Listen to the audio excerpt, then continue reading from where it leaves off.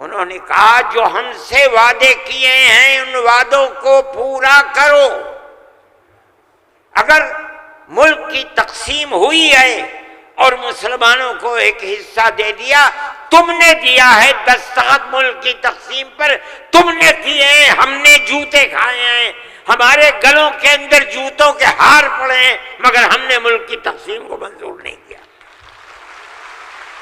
اب میں، آپ جانتے ہیں اس کے بعد کیا اعلان کروں گا، امید کہ آپ میرا ساتھ دیں گے، اور میں اس مجمع کو ان لفظوں کے ساتھ پیش کرتا ہوں صدر محترم کی خدمت میں۔ یہ دیکھو کون محفل میں سراپا خندزن آیا، یہ دیکھو کون محفل میں سراپا خندزن آیا کہ ان حالات میں باندھے ہوئے سر پر کفن آیا۔ یہ دیکھو کون محفل میں سراپا خندزن آیا کہ ان حالات میں باندھے ہوئے سر پر کفن آیا۔ بہاروں پھول برساووں کی صدرش کے چمن آیا، وطن والوں مبارک ہو کہ معمار وطن آیا۔ مچاؤ دھوم محفل میں کہ صدر انجمن آیا، یہ فخر وطن آیا، یہ صدر انجمن آیا۔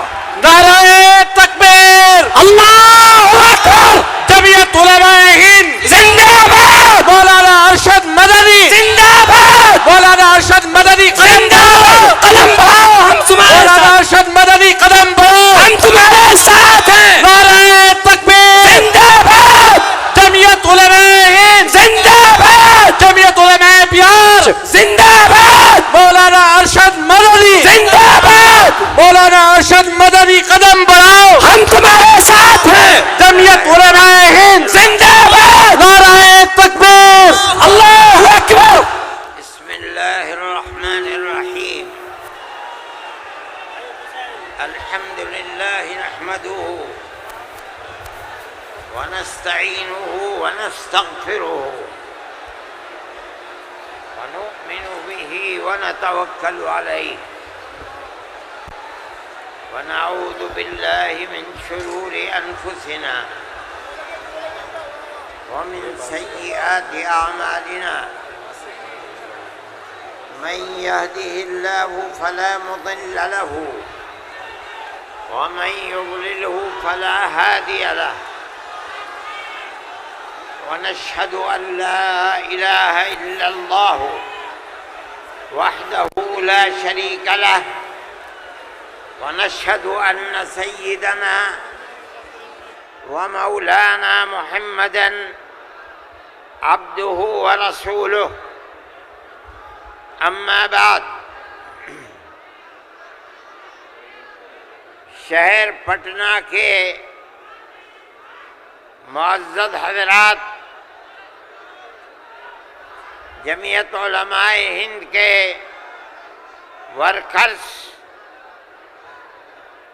اور بہار سے آئے ہوئے جمعیت علماء ہند کے شیدائی جو حضرات ہال میں موجود ہیں اور بہت سے لوگ ہال کے باہر بھی ہیں، جمعیت علماء ہند کا یہ اجلاس صوبہ بہار میں بلایا گیا ہے۔ آپ حضرات کو یہ بات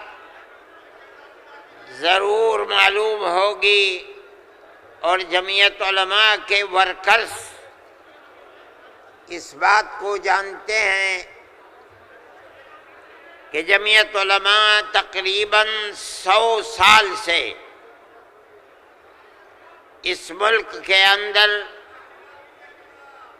ایسی پیار و محبت کے ساتھ قربانیاں دیتی چلی آئی ہے جس کے اندر ذات، برادری، مذہب، مالداری اور فقر ہر چیز سے اوپر اٹھ کر جمعیت علماء نے ہمیشہ ملک کی آزادی کے لیے ملک میں امن و امان کو پیدا کرنے کے لیے ملک کے ہر فرد کے ساتھ پیار و محبت اور احترام کا معاملہ کیا ہے۔ کبھی بھی ملک کے اندر بسنے والوں کے درمیان میں نفرت، دوری، ایک دوسرے کے گریبان پر ہاتھ ڈالنا، برا بھلا کہنا، جمعیت علماء اور جمعیت علماء کے ورکرز اور اکابر کا یہ طریقہ نہیں رہا ہے۔ اسی طریقے پر ہم نے قربانیاں دے کر ہمارے بزرگوں نے ملک کو آزاد کرایا ہے۔ ملک کو آزاد کرانے کے بعد ملک کا دستور بنایا گیا۔ کوئی یہ سمجھتا ہے اگر کہ ملک کا دستور بغیر مسلمانوں کو ساتھ لیے ہوئے صرف ہندوؤں نے دستور بنایا ہے تو وہ بسم اللہ کے گنبد میں رہتا ہے، اسے دنیا کا کچھ پتہ نہیں ہے۔ کیونکہ اس ملک کی آزادی میں ہمارا کردار 145 سال کا کردار ہے۔ کسی کا کردار اتنے لمبے زمانے تک نہیں ہے کہ وہ مرتے مارتے پھانسی کے پھندوں کے اوپر لٹکتے اپنی گردنوں کو کٹواتے ہوئے 145 سال تک اس ملک کے اندر ہم نے کام کیا ہے۔ 1803 سے لے کر 1947 تک اگر کوئی مائی کا لال ہے، دودھ پیا ہے تو آ کر کے کہے کہ اس کا کردار 145 سال کا کردار ہے۔ جمعیت علماء کہتی ہے یہ علماء کا کردار ہے۔ یہ کردار پیار و محبت کے ساتھ تھا، گریبان پکڑ کر یہ کردار نہیں تھا۔ ایک دوسرے کے درد میں اور سکھ میں ہر چیز کے اندر شریک تھا۔ یہ ہمارا کردار تھا۔ ہم نے اس طرح سے اس ملک کو آزاد کرایا، کوئی نہیں تھا آزادی کی آواز اٹھانے والا۔ 1803 سے ملک کے لیے قربانی دینے والے 1857 کے اندر صرف دہلی کے اندر 33,000 علماء کو قتل کیا گیا۔ سنبھل میں، مراد آباد میں، میرٹھ میں سینکڑوں علماء کو جس کے جسم کے اوپر لباس عالموں جیسا ہوتا تھا اس کو پھانسی کے تختے پر چڑھا دیا جاتا تھا۔ کوئی نہیں تھا، کانگریس کا وجود بھی نہیں تھا۔ کانگریس تو بنی ہے 1883 میں اور 1885 میں اس کا پہلا اجلاس ہوا ہے، جبکہ 1803 سے حضرت شاہ عبدالعزیز صاحب نے اعلان کر دیا تھا کہ ہمارا ملک مسلمانوں کا یا ہندوؤں کا ملک نہیں ہے، نہیں رہا، یہ انگریزوں کا ملک ہو گیا، ہم غلام بن گئے۔ اب غلامی کی زنجیروں کا توڑنا اور جہاد کرنا ہر ایک کا فرض ہے، اور اس کے بعد جہاد پر لگ گئے۔ کوئی مائی کا لال نہیں تھا جو انگریز کی اس طاقت کے مقابلے میں کھڑے ہو کر غلامی کی زنجیروں کو توڑنے کے لیے اپنی زبان کو کھول سکے۔ اس اعلان کے تقریباً 80-82 سال کے بعد کانگریس بنی، اور کانگریس کا جو مقصد تھا، جو آج بھی کتابوں میں موجود ہے، وہ ملک کی آزادی نہیں تھا۔ مقصد تھا کہ جو دو جہاد ہوئے ہیں 1832 اور 1857 میں، اس کی وجہ سے جو ملکہ برطانیہ اور ہندوستان کے بسنے والوں کے درمیان دوری ہو گئی ہے، اس دوری کو دور کیا جائے اور حالات کو صحیح کیا جائے۔ علماء کا یہ نظریہ نہیں تھا۔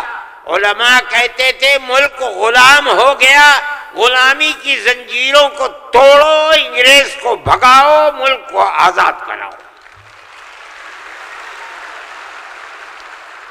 یہ تو حالات تھے جس کے اندر مسلمان داخل ہوئے کانگریس میں۔ موجود ہیں، ایک شخص نے حضرت گنگوئی رحمت اللہ علیہ، جو ہمارے بزرگ ہیں، دارالعلوم کو کی بنیاد رکھنے والے ہیں، سن 1857 کے اندر جیل میں بند ہو گئے تھے۔ یہ سمجھتے تھے کہ قتل کر دیا جائے گا بغاوت کے الزام میں، لیکن چھوٹ گئے۔ ان سے پوچھا کہ ایک جماعت بنی ہے جس کے بنیادی کردار ہندو بنا رہے ہیں، کیا مسلمانوں کے لیے اس میں شریک ہونا جائز ہے؟ حضرت نے فتویٰ دیا، جس طرح ایک ہندو اور ایک مسلمان کاروبار اور بزنس میں شریک ہو سکتا ہے، تو اسی طرح کانگریس کے ساتھ مسلمان شریک ہو سکتا ہے، بشرطے کہ اپنے دین کا نقصان نہ ہو۔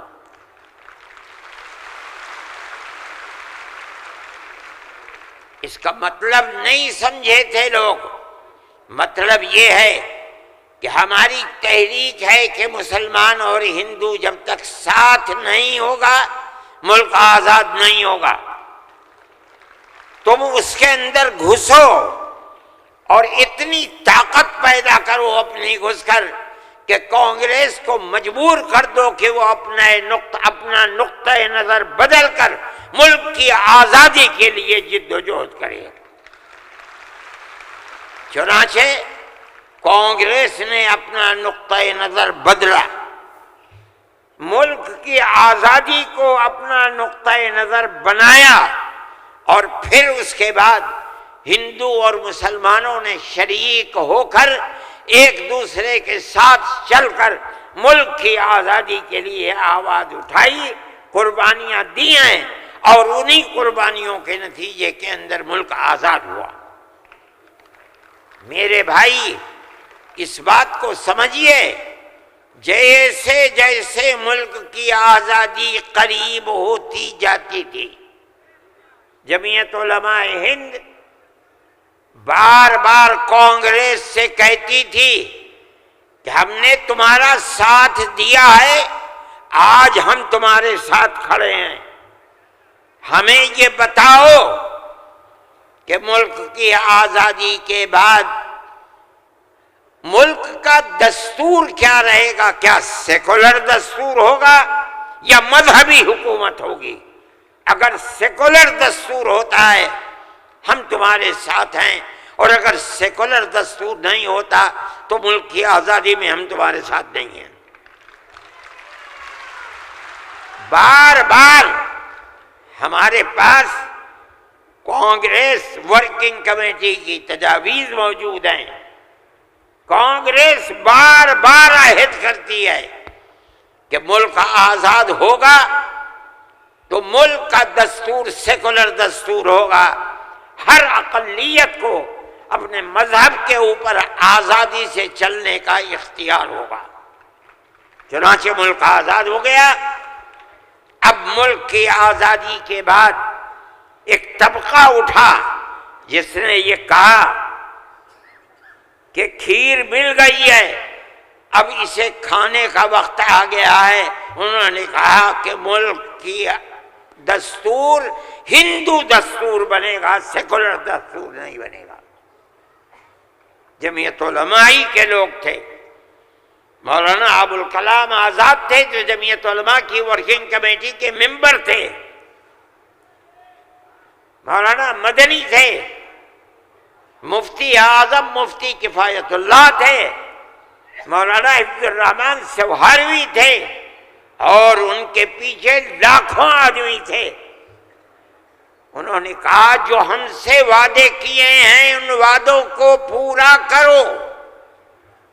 اگر ملک کی تقسیم ہوئی ہے اور مسلمانوں کو ایک حصہ دے دیا، تم نے دیا ہے دستخط ملک کی تقسیم پر، تم نے کیے ہیں، ہم نے جوتے کھائے ہیں، ہمارے گلوں کے اندر جوتوں کے ہار پڑے ہیں، مگر ہم نے ملک کی تقسیم کو منظور نہیں کیا۔ ہم سے جو وعدہ کیا تھا اس وعدے کو پورا کرو۔ جو دستور کے اندر دفعات ہیں کہ ہر اقلیت کو اپنے مذہب پر چلنے کا حق ہے، یہ دفعات جمعیت علماء کی دی ہوئی دفعات ہیں، مولانا ابوالکلام آزاد کی دی ہوئی دفعات ہیں، مولانا مدنی کی دی ہوئی دفعات ہیں، مفتی کفایت اللہ کی رکھی ہوئی دفعات ہیں، جن دفعات کی بنیاد پر ہر اقلیت ملک کے اندر ملک وہ حصہ سمجھتی ہے جو حصہ کوئی اکثریت کا فرض سمجھتا ہے۔ یہ جمعیت علماء کی تاریخ ہے۔ ہم اپنے مذہبی اعتبار سے دستور کو ہاتھ میں لے کر کہہ سکتے ہیں کہ ہمیں اپنے مذہب پر چلنا اور مذہب کو اختیار کرنے کا حق ہے، اس دستور کے اندر ہے۔ نعرہ تکبیر! میرے بھائی، نعرہ تکبیر! میرے بھائی، میرے پاس واٹس ایپ نہیں ہے، میں یہ لغو کام نہیں کرتا، نہ مجھے فرصت ملتی ہے کہ میں اب دیکھتا ہوں ہر وقت واٹس ایپ کو۔ مجھے آج صبح ایک صاحب نے دکھلایا کہ کل مودی جی نے، وہ بڑے آدمی ہیں، میرے ملک کے وزیر اعظم ہیں، انہوں نے تقریر کی ہے اور اس کے اندر یہ فرمایا ہے کہ وقف ہندوستان کے دستور کے اندر وقف کوئی چیز نہیں ہے۔ مجھے حیرت ہوئی کہ ایک ملک کا وزیر اعظم اور ہندوستان جیسا وزیر اعظم یہ بات کہہ رہا ہے۔ میں کہتا ہوں کہ وقف قرآن کا فیصلہ ہے، اللہ کے نبی حضرت محمد کا فیصلہ ہے، ہمارے دین کا جز ہے۔ وقف کا لفظ نہیں آیا، لیکن یہ بات آ گئی 25 اور 26 دفعات کے اندر کہ اس ملک میں ہر اقلیت کو اپنے مذہب کو پکڑنے، اپنے مذہب کو چلنے کا اختیار ہے۔ کیا مطلب یہ ہے؟ کل کو آپ کھڑے ہو کر کہہ دیں کہ نماز کا ذکر دستور کے اندر نہیں ہے، حج کا نام دستور کے اندر نہیں ہے، زکوٰۃ کا نام دستور کے اندر نہیں ہے، رمضان کے روزوں کا نام دستور کے اندر نہیں ہے، اس لیے ہر چیز کو مٹا دیا جائے۔ یہ کیا چیز ہے؟ دستور مجموعی طور پر دستور نے کہہ دیا کہ مسلمان ایک اقلیت ہے اور ہر اقلیت کو اپنے مذہب پر چلنے کا اختیار ہے۔ مذہب کی ہر چیز اس ایک دفعے کے اندر آ گئی۔ وقف کا مسئلہ، اسلام کے اندر جو چیز اسلام کی ہے مذہب، وہ چیز ہے جو قرآن کے اندر ہے۔ ایک دوسری وہ چیز ہے جس کو ہمارے آقا حضرت محمد صلی اللہ علیہ وسلم نے فرما دیا۔ یہی دو اسلام کی بنیادیں ہیں۔